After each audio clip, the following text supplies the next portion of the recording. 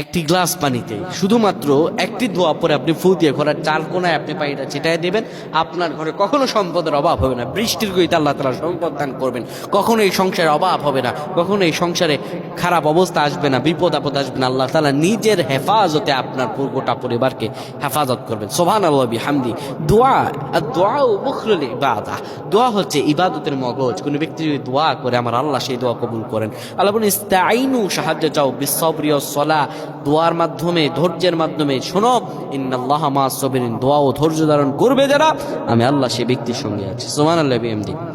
আপনি এক গ্লাস পানি নেবেন, এক গ্লাস পানি নেওয়ার পরে সেই গ্লাসের পানির মধ্যে 10 বার পড়বেন আল গানিয়্যু আল গানিয়্যু আল গানিয়্যু।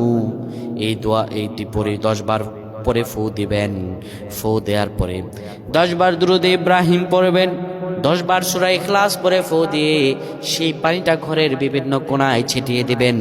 আল্লাহ তাআলা এত রহম, এত দয়া করবেন, আপনার ঘর থেকে বিপদ আপদগুলো দূর করে দেবেন, আপনার ঘরে রহম দান করবেন। আল্লাহর দয়া ও রহম দিয়ে আপনার গোটা ঘরটা আল্লাহ পরিপূর্ণ করে রাখবেন। সুবহানাল্লাহ।